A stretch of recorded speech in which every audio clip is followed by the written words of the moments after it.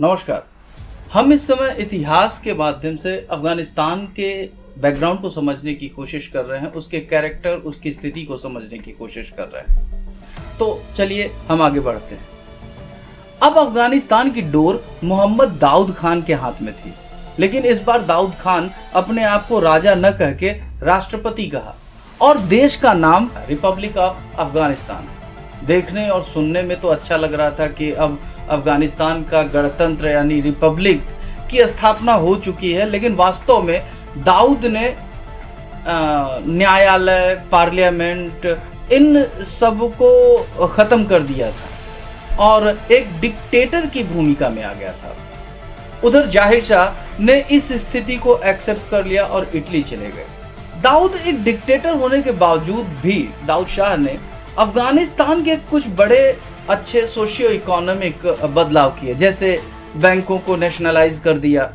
1960s और 70s का दशक अफगानिस्तान के लिए ही बड़ा उदारवादी और स्वतंत्र विचारों वाला देश बन गया था। इस समय के फोटोग्राफ्स अगर आप इंटरनेट पर जाकर देखें तो आपको ये यकीन करना बड़ा मुश्किल हो जाएगा कि अफगानिस्तान में क्या ऐसा भी दौर था। जी हाँ दोस्तों, अफगानिस्तान बहुत ही ज़्यादा लिबरल था। जहाँ तक आधुनिक फैशन और राजनीतिक शांति का माहौल था, पर अफगानिस्तान के ऐसे दिन ज़्यादा नहीं चले। पहले ये रशिया और ब्रिटेन के बीच फंसा हुआ था, जिसे द ग्रेट गेम के नाम से जाना जाता है, और अब यह कोल्ड वॉर की चपेट में आने वाला था, जो अमेरिका और रशिया के बीच एक आइडियोलॉजिकल युद्ध था। यह एक ऐसी लड़ाई थी जिसमें एक तरफ कम्युनिस्ट को मानने वाले लोग थे तो दूसरी तरफ कैपिटलिस्ट को मानने वाले लोग थे। इन दोनों के बीच दीवार सी बन गई थी, जिसे आयरन कर्टन के नाम से जाना जाता है। जिन जिन देशों के ने कैपिटलिस्ट कंट्री को सपोर्ट किया और जिन देशों ने कम्युनिस्ट कंट्रीज को सपोर्ट किया, उनके बीच की जो लाइन है उसे हम आयरन कर्टन के नाम से जानते हैं। हालांकि इस समय एक तीसरी कैटेगरी भी थी, जिसे कहा गया नॉन अलाइंड मूवमेंट, जिसे हमारे प्रधानमंत्री जवाहरलाल नेहरू द्वारा शुरू किया गया था। जवाहरलाल नेहरू द्वारा शुरू किए गए इस मुहिम का मतलब यही था कि ना हम अमेरिका के पक्ष में हैं और न ही हम यूएसएसआर के पक्ष में हैं। हमारी खुद की सोवेरेनिटी है, हमारी खुद की इंडिपेंडेंट थॉट है और हम इसके लिए आजाद हैं। हम अलग ही नीति रखते हैं जो शांति और सद्भाव के व्यवस्था पर यकीन रखता है। खास बात यह है कि अफगानिस्तान का नॉन अलाइंड मूवमेंट में पार्टिसिपेशन था और अफगानिस्तान जवाहरलाल नेहरू के इस विचार से काफी राब्ता रखता था, प्रभावित था। दाऊद खान ने नीति को जारी रखा। जाहिर शाह अपने प्रधानमंत्री के काल में सोवियत संघ का बड़ा समर्थन किया करते थे। अफगानिस्तान देश को संगठित करने के लिए आधुनिकीकरण पर ज्यादा जोर देते थे, लेकिन अब अफगानिस्तान का विचार पूरी तरह से बदल गया था।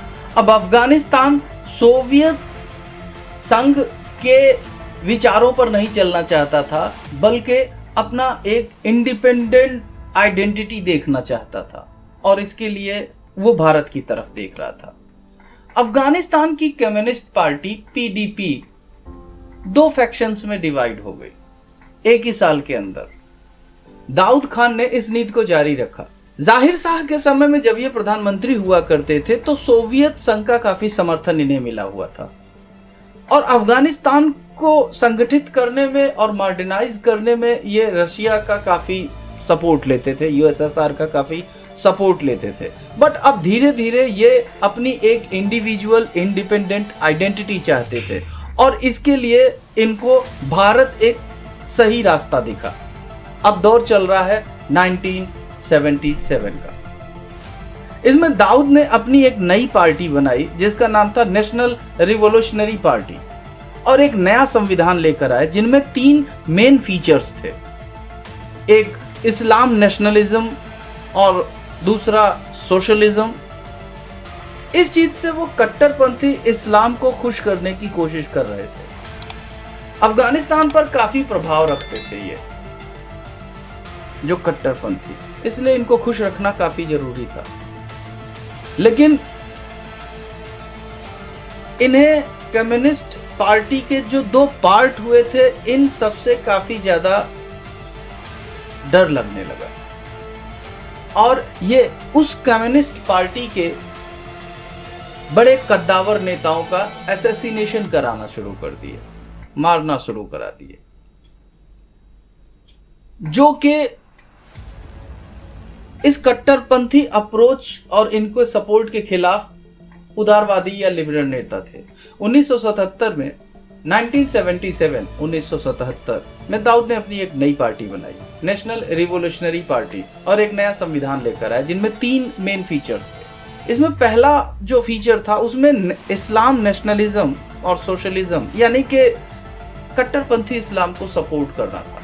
हालांकि जो कम्युनिस्ट के लिबरल नेता थे वो इनकी मुखालिफत करते थे और इन मुखालिफत करने वाले नेताओं को दाऊद शाह साहब मरवाना शुरू कर देते हैं, असैसिनेट करवाना शुरू कर देते हैं। कम्युनिस्ट के इस बर्ताव से दाऊद को काफी डर लगने लगा। अब उदारवादी लिबरल नेता अफगानिस्तान में दाऊद खान के इस डिक्टेटरशिप के अगेंस्ट लामबंद होने लगे। सत्ता में रहने के लिए दाऊद खान ने अफगानिस्तान में कोहराम मचा दिया। अफगानिस्तान जो कभी पर्यटन, शांति, फैशन और विकास की तरफ आगे बढ़ रहा था, अब वहां अनिश्चितता का माहौल आ गया। यहां पर बहुत से राजनीतिज्ञों और नेताओं की हत्या होने लगी।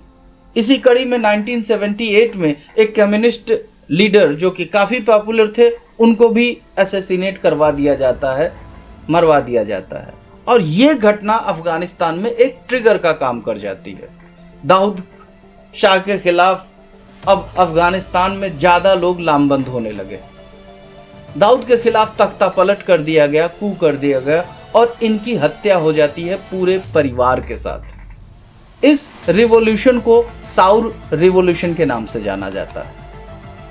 इसके बाद अफगानिस्तान फिर से डेमोक्रेटिक रिपब्लिक बन जाता है और कम्युनिस्ट की सरकार बनती है और इसके अब मुखिया हैं नूर मोहम्मद तारिकी साहब। इस समय फिर से अफगानिस्तान कुछ सकारात्मक और आशावादी अप्रोच के साथ बदलाव करना शुरू कर देता है। यह सरकार भी कुछ अच्छे कदम उठाती है, जैसे लैंड रिफॉर्म्स करती है, लैंड डिस्ट्रीब्यूशन करती है, अनफेयर प्रैक्टिसेस को रोकती है, एजुकेशन का डेवलपमेंट करती है, सबसे पहले टीवी चैनल की शुरुआत करती है। उस समय ट्राइबल टू ट्राइबल दुल्हनों की खरीद फरोख्त होती थी, ब्राइडल्स की, उस पर रोक लगवाते हैं, ऐसे रिवाज पर रोक लगवाते हैं। तो इस लिबरलाइजेशन से कट्टरपंथियों को ये पसंद नहीं आते और कट्टरपंथी अब तारिकी साहब, मोहम्मद तारिकी साहब के खिलाफ लामबंद होना शुरू कर देते हैं। वास्तव में इस्लामिक कट्टरपंथी एक होने लगते हैं। इस समय अफगानिस्तान में 2 पॉलिटिकल पार्टीज थी, एक इस्लामिस्ट और एक पीडीपी, जो इस्लामवादी कट्टरपंथी लोग उदारवाद से काफी नाराज हो गए थे। उन्होंने एक तरह से सिविल वॉर छेड़ दिया कम्युनिस्ट के खिलाफ, और उधर कम्युनिस्ट ऑलरेडी 2 भाग में बंट गए थे, तो कम्युनिस्ट काफी कमजोर हो गए। इसी कड़ी में कम्युनिस्ट्स को कमजोर होते देखकर 1970 में नूर मोहम्मद तारिकी की हत्या हो जाती है और कम्युनिस्ट आइडियोलॉजी को देखते हुए अफगानिस्तान में रशिया इंटरफेयर कर देता है। अफगानिस्तान में इंटरफेयर करने का ये मौका यूएसएसआर बिल्कुल नहीं छोड़ता। 1979 में वो अफगानिस्तान में पहुंच जाता है। रशिया अब इन कट्टरपंथी यानी मुजाहिदों के खिलाफ मोर्चा खोल देता है, तो दूसरी तरफ अमेरिका देखता है कि यूएसएसआर का अफगानिस्तान पर प्रभाव बढ़ रहा है। अमेरिका ने भी अफगानिस्तान में कुछ क्लू पॉइंट्स खोजना शुरू करता है कि जिससे वो भी इंटरफेयर कर सके और यूएसएसआर के खिलाफ मोर्चाबंदी बना सके। अभी तक जो हमने इतिहास में बताया उसमें आपने देखा कि ब्रिटेन, फिर रशिया, फिर अमेरिका अफगानिस्तान में आते हैं। इन सभी की अभी तक सिर्फ एक वजह आने की रही है, और वो रहा है अफगानिस्तान बफर स्टेट पे काबिज होकर अपने पावर को शो ऑफ करना। हालांकि ये अपने आने का कारण ह्यूमन डेवलपमेंट, ह्यूमन राइट्स, एक स्टेबल पॉलिटिकल सिस्टम, एक डेवलपमेंट बनाने की बात करते हैं, बट वास्तव में उसके पीछे की कहानी कुछ और ही है। लेकिन वास्तव में उस समय के इन सभी पावरफुल कंट्रीज का जियोपॉलिटिकल सेल्फिश ऑब्जेक्टिव रहा है। खैर, अफगानिस्तान में मोहम्मद तारिकी खुद एक कम्युनिस्ट लीडर थे, लेकिन इनको मारा भी कम्युनिस्ट लीडर्स ने। इनका नाम था हाफिज अल्लाह अमीन।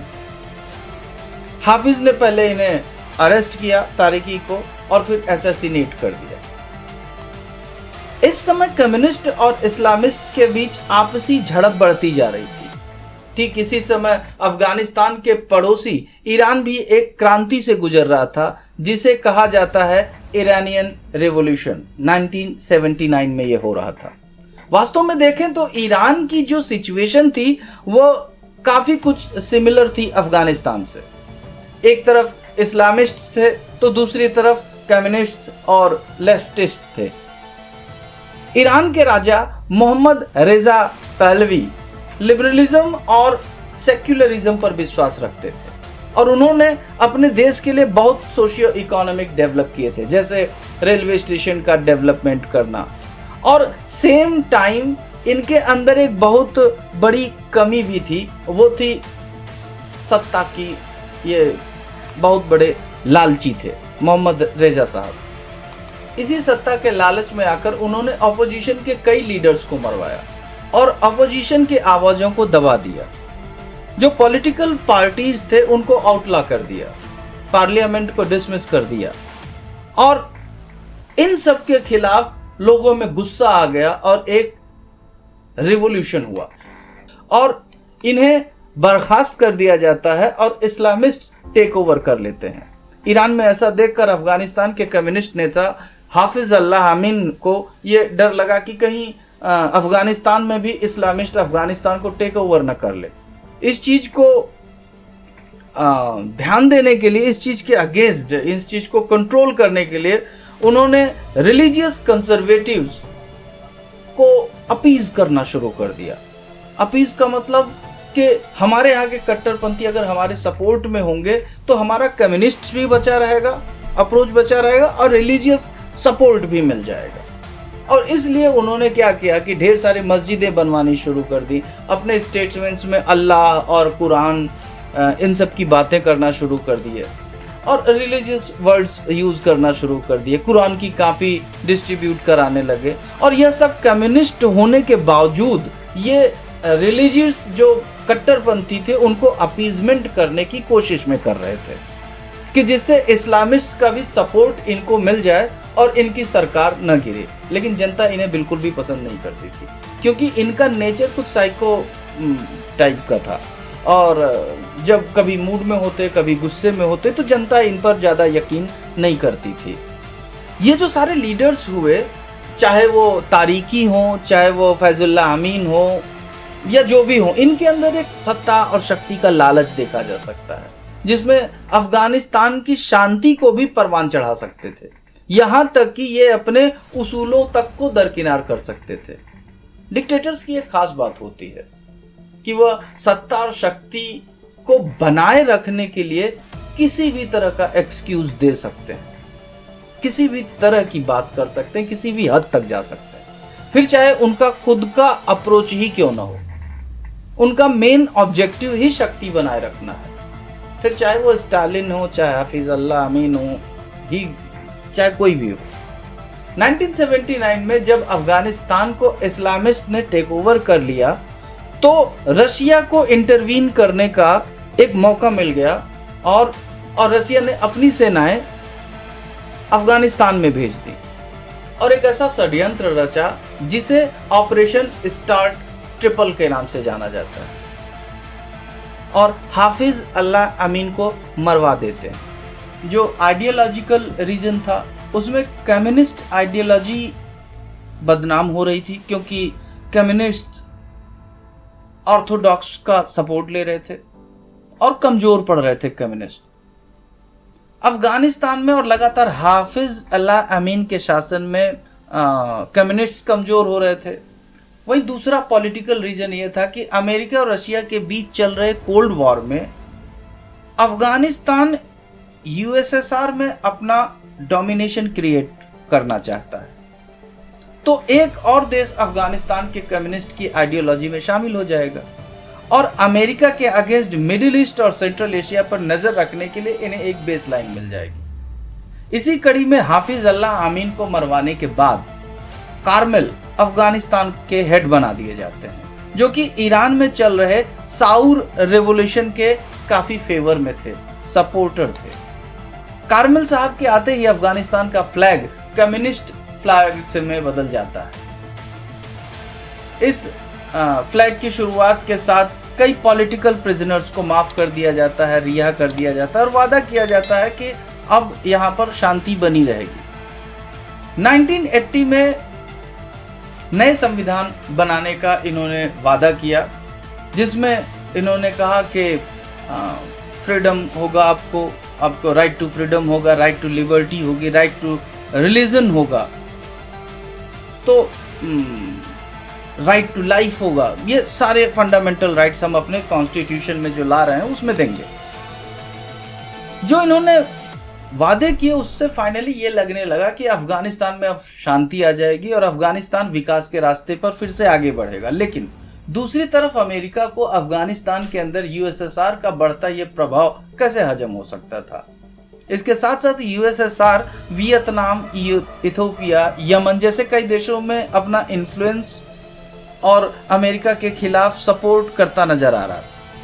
और कहीं न कहीं इस कोल्ड वॉर में अमेरिका थोड़ा सा सेकेंडरी दत्ता दिखाई दे रहा था। रिजल्ट ये हुआ कि अमेरिका अफगानिस्तान की धरती में यूएसएसआर के ही खिलाफ बदला लेने के लिए वहां के लोगों को यूज करने का निर्णय लेता है। इसके लिए उसने अपोजिट आइडियोलॉजी वाले मुजाहिदीनों को सपोर्ट करना शुरू कर देता है और इस समय पाकिस्तान और सऊदी अरेबिया जैसे देश ऑलरेडी मुजाहिदीन को सपोर्ट कर रहे थे।